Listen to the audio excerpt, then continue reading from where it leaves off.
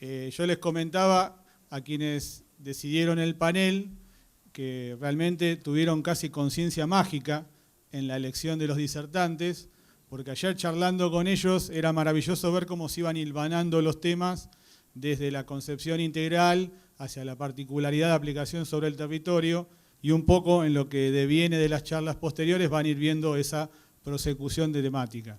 Realmente la disertación de Alejandro nos plantea una serie de cuestiones vinculadas de la percepción del territorio, desde la inclusión de las diferentes componentes de los sistemas sociales, y aquellos que estamos de la disciplina vinculada a la espacialidad como los arquitectos, nos viene bien para ampliar la mirada y trabajar un poco de manera integral. Ahora vamos a seguir con la segunda disertación, que se llama Posturismo y territorialidades en disputa. Va a estar a cargo del doctor Rodrigo González, que es licenciado en Turismo en la Universidad Nacional del Comahue y doctorado en Geografía en la Universidad Nacional del Sur.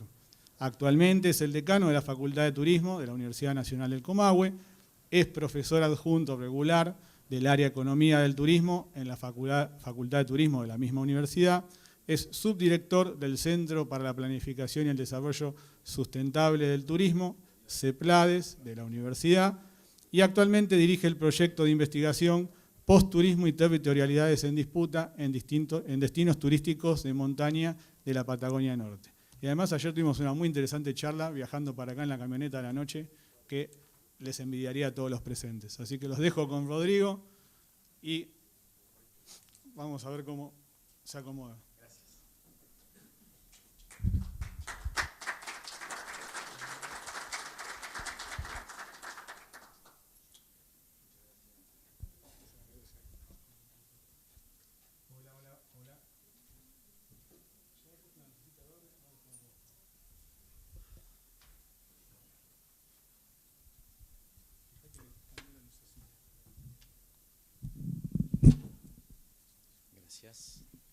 Hola.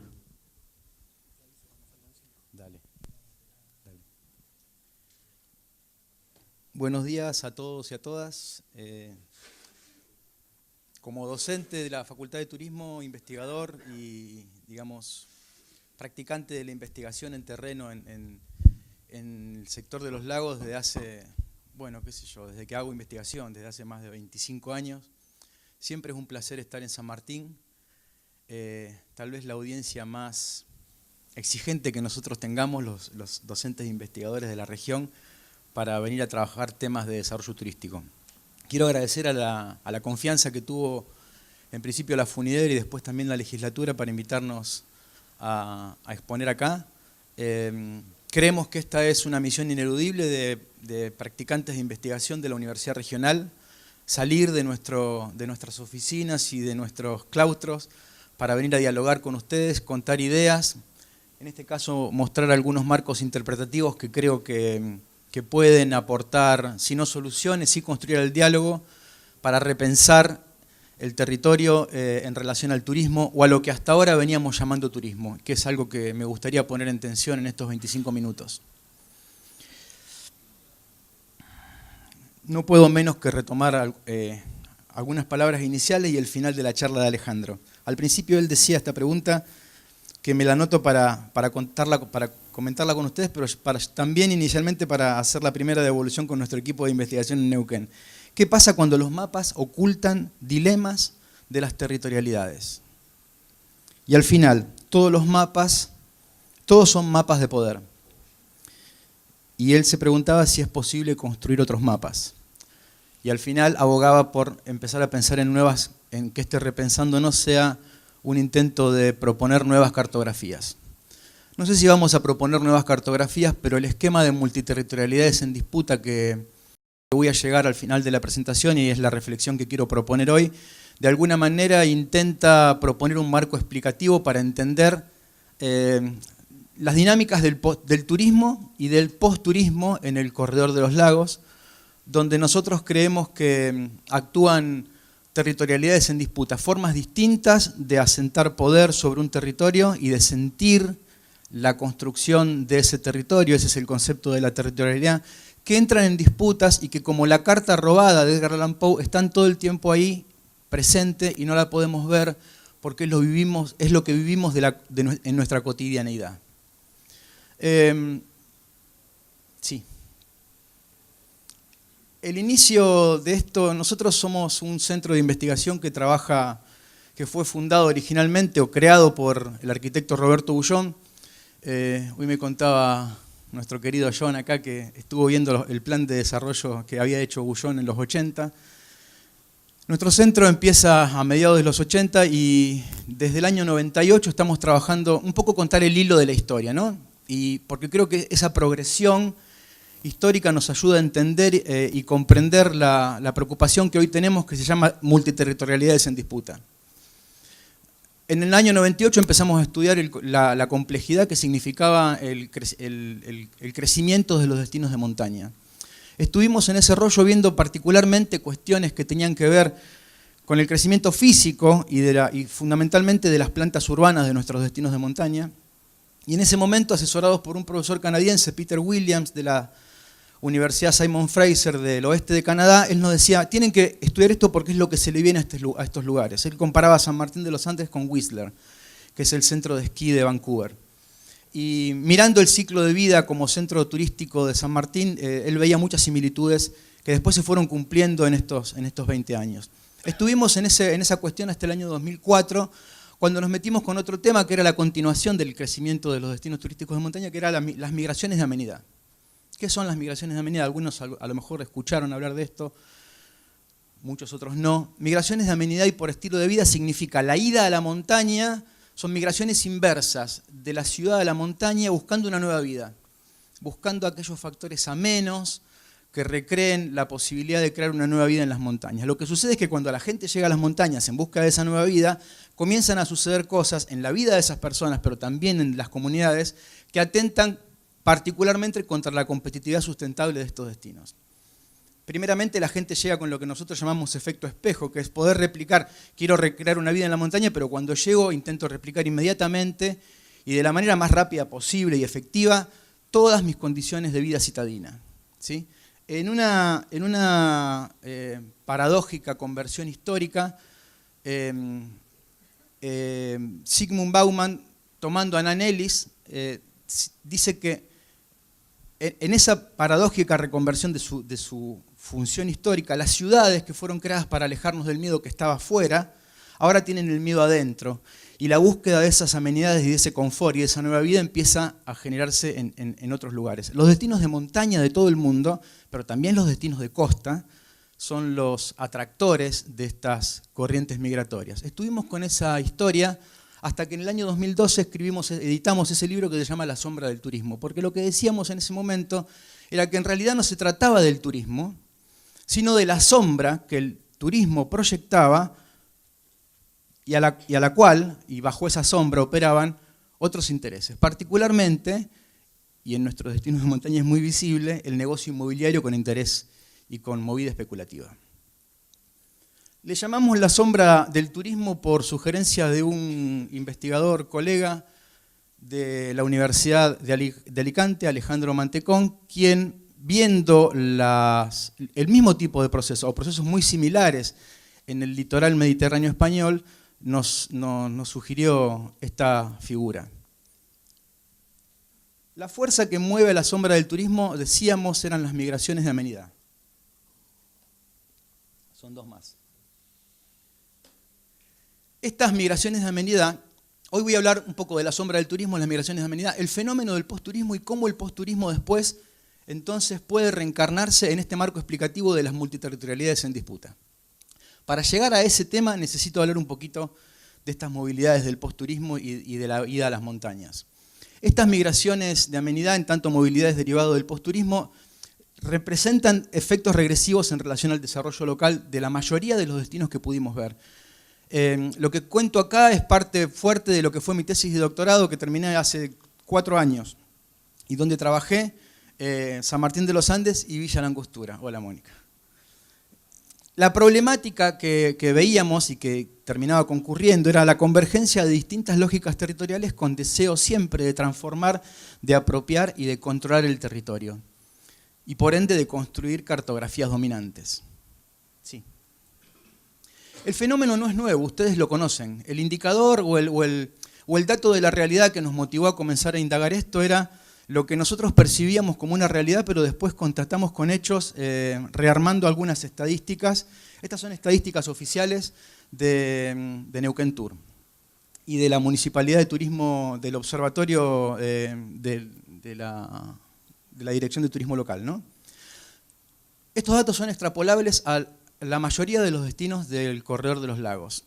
Lo que se muestra ahí es la cantidad de demanda y de ocupación promedio anual, o sea, los indicadores de atractividad del destino, la capacidad de poder atraer demandas de visitantes, y por otro lado también el porcentaje de ocupación promedio anual. El resultado y la discusión inicial es que durante los últimos, en el periodo comprendido, esto después cambió en San Martín, particularmente porque empezó a crecer un poco el porcentaje de ocupación promedio anual por algunas cuestiones que pasaron a partir de 2015 y 2016. Pero entre 1990 y 2015, que coincide también con los periodos donde, con el inicio de la toma más o menos sistemática y confiable de información estadística turística, San Martín de los Andes no paró de hacer bien las cosas en términos de su atractividad. En esos 25 años prácticamente duplicaron la cantidad de demanda turística, expresadas en cantidad de visitantes arribados y en cantidad de pernoctes, que son dos grandes indicadores de la atractividad de un destino. La particularidad es que en ese mismo periodo de tiempo, ningún San Martín de los Andes, pero además ningún destino de la cordillera, ningún destino del Corredor de los Lagos pudo superar el umbral del 40% de ocupación promedio anual, que es el umbral que la hotelería entiende que es como la base o el piso para obtener rentabilidad. Entonces, ¿qué pasa? El destino no para de hacer bien las cosas, duplica la cantidad de visitantes, duplica su atractividad, pero nunca supera el porcentaje de piso. En ese mismo periodo lo que ocurrió es que la oferta casi que se triplicó, o sea, creció la oferta por encima de la demanda. Y nuestra hipótesis que corroboramos en la investigación es que buena parte del incremento de la oferta se debe a los procesos de migración de amenidad, que en la forma de nuevos inversores turísticos, en el mejor de los casos con inversión de riesgo de pequeños emprendedores, pero en otros casos también en el extremo de ese continuum, con inversiones en ladrillo y hasta de resguardo patrimonial, y ustedes saben también de qué otra modalidad al final de ese continuum, ¿no? Representó una triplicación de la oferta turística de San Martín de los Andes. Sí, la siguiente. El tema es que la problemática es bien generalizable a todos los destinos primero del Corredor de los Lagos. Estos datos son los últimos que pudimos hacer de ese trabajo que finalizó en 2015-2016, y lo que muestra en esa maraña de números es que mientras San Martín, en la columna lila, ¿no? Mientras San Martín de los Andes y Junín y Villa Langostura pudieron de alguna manera ralentizar la variación porcentual de la oferta habilitada, a los destinos que peor le fue, o sea, los que tuvieron menor porcentaje de ocupación, fue, en un sentido inversamente proporcional, los que más incrementaron su oferta. Este cuadro nos hace pensar que el ejemplo del incremento de oferta, de alguna manera mostrado por los destinos líderes como San Martín de los Andes y Villa Langostura, hizo escuela en buena parte de los destinos de la cordillera, movilizando inversiones turísticas en la forma de ladrillos, sobredimensionando la oferta. El caso paradigmático de eso es Aluminé, ¿sí? Entre el año 2006 y 2013, 2006, 2010, 2013, tuvo una ocupación promedio anual llegó a una ocupación promedio anual del 25,94%, casi 15 puntos por debajo de ese umbral requerido. Sí. Nos pusimos a ver si ese problema era generalizable al resto del país. Y lo que encontramos es que en todas las regiones turísticas del país, nombradas por el antiguo Ministerio de Turismo, pasaba lo mismo. Se quedó colgado, ¿no? La siguiente.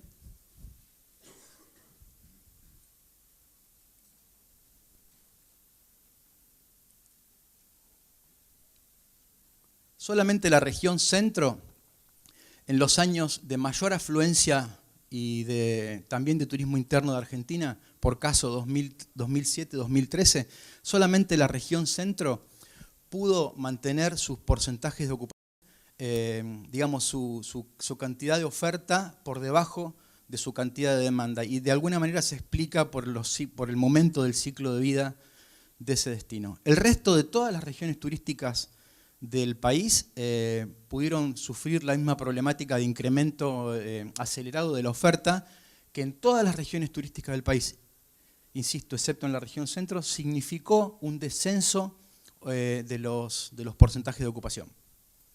Vamos de vuelta. Este tiempo está apretado el botón. Que no le Vázquez, sí.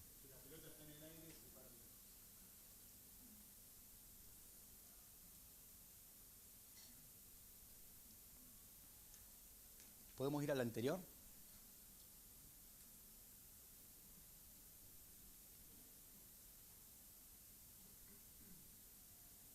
Acá están los datos, ¿no? El tema es que en ese contexto la región patagónica es la que registra la mayor caída en términos de porcentaje de ocupación, con un 15,6% entre 2006 y 2012, que fueron tal vez los mejores años de flujos turísticos y de tránsito de flujos turísticos por el país. Entonces, ¿cómo se explica esto? Incremento incesante, no para de aumentar la atractividad de los destinos, sin embargo la rentabilidad del negocio no puede superar los márgenes establecidos. Sí. El tema en realidad es el posturismo. El posturismo, entendido como la migración de amenidad, tiene que ver con la hibridación entre la vida cotidiana y lo turístico, donde todo lo turístico en realidad es vida cotidiana y donde uno intenta en la vida cotidiana todo el tiempo estar descansando. Son las vacaciones eternas o el trabajo permanente, conviviendo, ¿sí?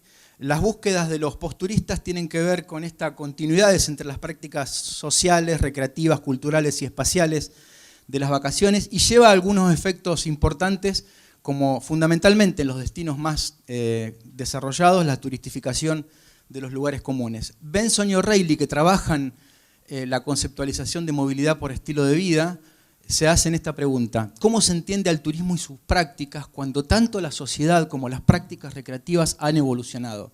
Lo que tenemos, ¿se sigue llamando turismo? Como nos enseñaban en la facultad en la década del 90, en los 80, ¿se sigue llamando turismo o en realidad es parte de una movida más compleja que nosotros le llamamos posturismo para hacerla dialogar con el fenómeno de la posmodernidad y la globalización, pero que en realidad todavía estamos en la búsqueda de una terminología que pueda referenciar a la variada y cambiante búsqueda de experiencias y de vivencia, o de como hablábamos ayer con Alejandro, de todo el tiempo estar queriendo ser el otro, ¿no? La otredad, esa búsqueda de otredad, que en una extraña vuelta también, como un perro que se muerde la cola, el último turista, el posturista, de alguna manera es también el primer turista, el que buscaba esos confines. El posturista busca lo que nosotros llamamos como un doble combo entre lo exótico, lo que es raro a nuestros ojos, lo que percibimos como algo distinto al todos los días, pero al mismo tiempo la autenticidad.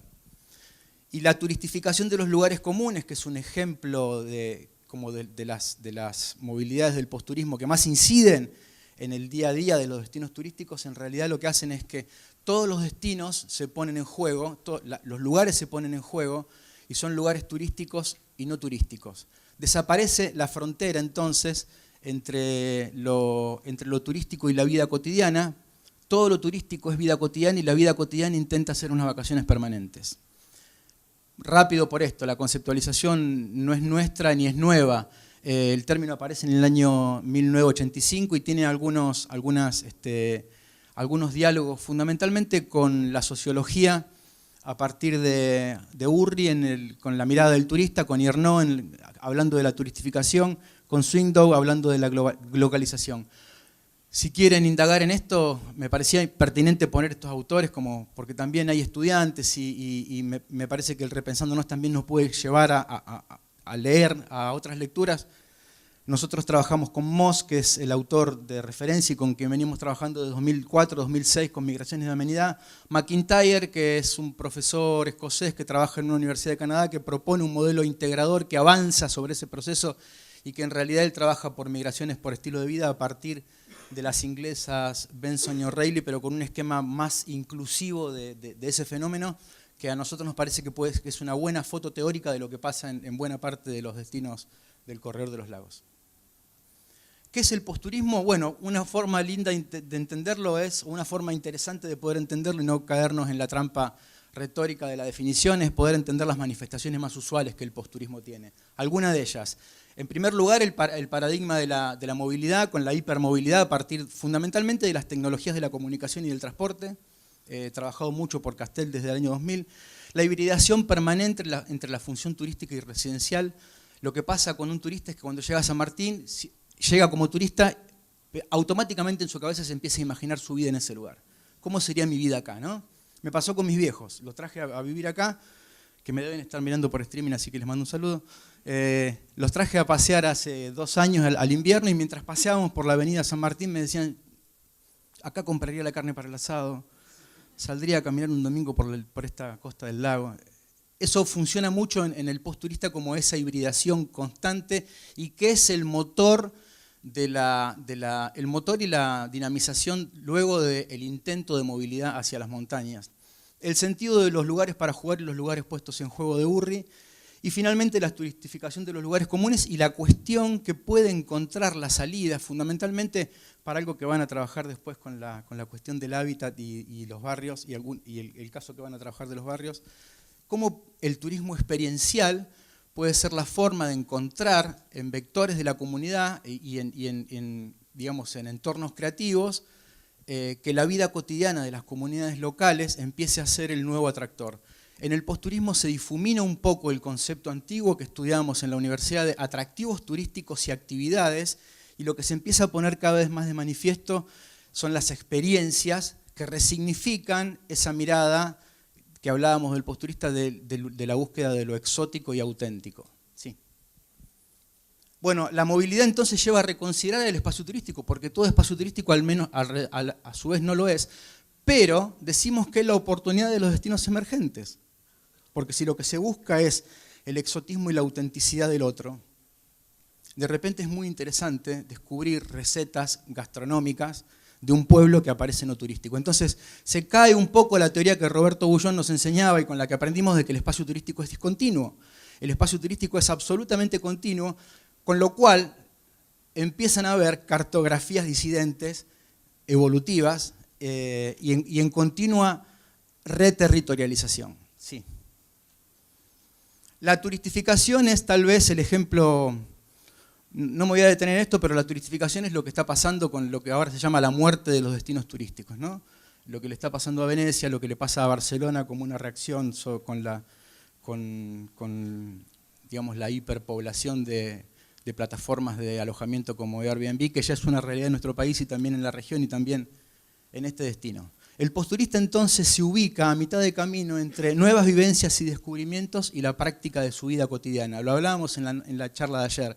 Ser romano por un día, ser correntino por 3 días, ¿sí? Ser mallorquín por 2 noches, estar en ese pueblo, en ese barrio, alquilar una casa residencial y ser parte de, o querer ser el otro durante un rato. Sí. Bueno, lo que sucede con el posturismo es que estas movilidades instaladas en este pueblo, en estas formas de nuevas migraciones de amenidad, tienen algunas repercusiones importantes en cuanto a que se instala el negocio inmobiliario y llega finalmente a una expansión. El correlato más visible y tal vez el más visible, no sé si el primero, pero sí el más visible y el más desarrollado, es la expansión y la consolidación de la mancha urbana, usualmente sobre terrenos con alta fragilidad.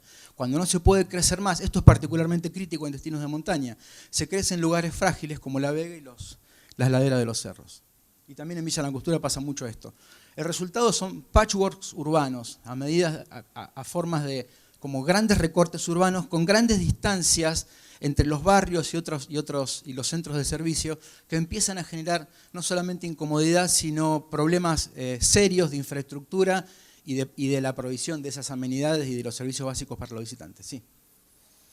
Esto no pasa solamente en San Martín. Lo que nosotros pudimos construir son evidencias del mundo. Yo les voy a mostrar de dos grandes regiones donde pudimos ver esto. El primero es el oeste de Canadá, donde el fenómeno se da desde mediados de los años 80 de manera muy fuerte por una transferencia intergeneracional de riqueza que se cree que es la más grande en la historia del hombre de una generación a otra. La generación de baby boomers a sus hijos tiene el correlato de un aumento notorio en la expansión de los pueblos de montaña que mediante la compra de propiedades y mediante un resultado como muy drástico que es que durante buena parte del año muchos de estos pueblos son pueblos fantasmas, porque la gente que vive en las grandes ciudades como Calgary, Toronto o Edmonton, por citar algunas, desaparece, viene solamente tres meses, entonces la postal que uno tiene es de pueblos del oeste, que son literalmente como esos pueblos del oeste perdidos en las películas, ¿no? Vacíos. Sí. Vimos lo mismo en todo el litoral mediterráneo español, con particular énfasis en la provincia de Alicante, sí. Dale. Bueno, un poco la síntesis de lo que estoy, una más, la síntesis de lo que estoy diciendo. Me quiero quedar con 2 puntos. La creación de una burbuja de crecimiento exógeno. Es una burbuja verdaderamente que puede explotar. Esta es una frase de Graciela Landricini, investigadora de la Facultad de Economía de nuestra universidad. Es una burbuja de crecimiento exógeno. Este es un pequeño valle al sur de Canadá y lo que dice esa foto es, a mí me flasheó, ¿no? Estamos creciendo rápido, vení y crece con nosotros. La idea de que todo crecimiento es positivo. Y por otro lado, los riesgos de virar hacia el turismo entendido como la panacea que nos viene a salvar en este contexto donde ya no sabemos cuánto podemos hablar de turismo y de posturismo y sobre todo poder entender los dilemas territoriales que esto presenta. En estos 4 minutos que me quedan, acabo de robar 2, en estos 4 minutos que me quedan voy a hablar entonces, bueno, lo que llega a producir entonces es estas burbujas de crecimiento exógeno. Esta es tal vez la más dramática que yo pude constatar y ver en toda la investigación de campo. Ese es el pequeño pueblito de San Fulgencio en la costa alicantina, y lo que está al costado es un gran proyecto inmobiliario que es 14 veces más grande que el pueblo original y que se llama Urbanización San Fulgencio, dirigida por un solo desarrollador inmobiliario. Para alemanes e ingleses, vacío entre 6 y 8 meses al año, ¿sí? Lo que pone en diálogo estos 4 minutos son el diálogo entre el posturismo como articulador verdaderamente entre el territorio y las territorialidades. El territorio es el espacio con poder, nos enseñaron en la carrera. Es la forma de lo que Alejandro contaba como los mapas, en realidad es la manifestación física del territorio, y el territorio es el espacio con una apropiación, ¿sí? En cambio, la territorialidad hace a la experiencia tanto de individuos como de grupos sociales, y es una construcción social en tanto refiere a cómo se planta esa bandera, a cómo se construye ese territorio. La territorialidad tiene que ver con poder reflexionar con cómo nos constituimos como sujetos críticos en una comunidad y hacemos nuestro propio territorio. Lo que comienza a suceder es que la territorialidad, en realidad, de grupos sociales, el concepto que vale la pena es la de multiterritorialidad, porque uno construye territorio de alguna manera siguiendo el ADN de cómo uno, como individuo, pero también como grupo colectivo, ha territorializado a lo largo de su vida. Entonces, lo que nosotros vemos en estas comunidades de montaña, y este es el sentido de la reflexión, es que hay latentes, activas, sucesivas capas de multiterritorialidades en disputa. Lo que presento acá lo hicimos para Junín de los Andes, es un trabajo en progreso, es un trabajo que intenta, a partir de la teoría de la geografía crítica y del concepto de des- y reterritorialización de un geógrafo crítico brasilero que es Rogério Hasbert, proponer la idea de que en estos lugares existen multiterritorialidades en disputa. Es decir, acciones de diferentes colectivos que se han ido apropiando, que tienen un ADN de apropiación del espacio y de constitución de territorio. Esa es la multiterritorialidad, cuya característica es que están en disputa. ¿Por qué el caso de Junín? Porque todo el problema que conté para San Martín de los Andes, en realidad lo que nos hizo pensar es qué iba a pasar con los otros destinos del Corredor de los Lagos que todavía están a tiempo de poder trabajar tanto sus movilidades como su crecimiento como destinos de montaña. Y lo que advertimos en Junín de los Andes es la presencia de territorialidades en disputa. En principio, la capa del medio, que está pintada en celeste, una capa de multiterritorialidades hegemónicas, que son los actores o los colectivos sociales que constituyeron ese destino, ese pueblo, a partir de, bueno, primero de la llegada del ejército con la Iglesia Católica, después de las instituciones de la nación, con parques nacionales, después con el Estado provincial, con el grupo de pequeña burguesía de comerciantes inmigrantes, lo que acá en Junín le llaman los turcos, ¿no? Que son actores fuertes, que trabajaban sobre una capa de multiterritorialidad ya existente. No hay registros de asentamientos de comunidades originarias en lo que es el pueblo actual, pero todos sabemos que Junín de los Andes tiene 4 o 5 comunidades mapuches alrededor del pueblo. Era un territorio de transhumancia, entonces a una movilidad transhumante se le opone en la consolidación del siglo pasado una movilidad hegemónica. Y finalmente quiero llegar a esto. El problema, que ya era un problema acá, porque el pueblo no puede terminar de definir su mapa, porque hay un diálogo que no es diálogo entre las cartografías, porque las cartografías actuales reflejan el poder, ¿sí? El problema más acuciante es que sobre estas capas de movilidades hegemónicas aparecen territorialidades emergentes, que a diferencia de las territoriales hegemónicas, tienen actores que son poco visibles, que son hiperlíquidos, que son fluidos y que tienen un carácter mayormente especulativo. Los que trabajamos territorio y territorialidad sabemos que la forma de trabajarlo es ver a los actores sociales con acción territorial.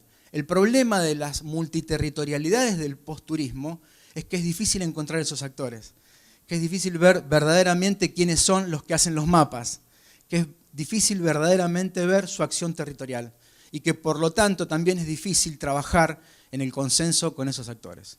La provincia de Neuquén la semana pasada tuvo un antecedente interesante porque el Ministerio de Turismo está avanzando en un proyecto de regulación de la oferta extrahotelera donde actúa particularmente una capa de, digamos, es una manifestación de esa capa de movilidades territoriales. Entonces, este esquema de movilidades transhumantes a los que se le oponen movilidades densas, hegemónicas, que constituyen los pueblos de montaña, que ya tienen conflictos a partir de esa primera interacción entre capas de movilidades, ahora tienen que lidiar con una capa, con una nueva, nosotros decimos una nueva nube de multiterritorialidad, que trae nuevas disputas en un espacio donde todavía no están resueltas las disputas de las territorialidades hegemónicas.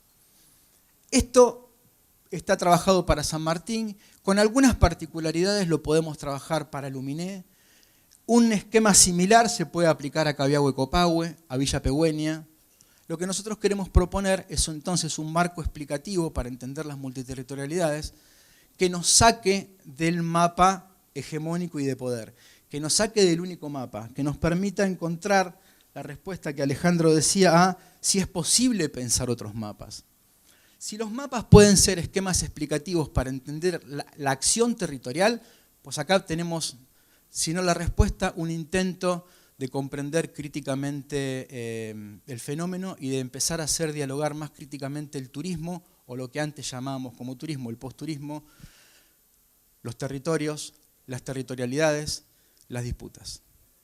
Les agradezco el tiempo y ojalá sirva para que lo pensemos.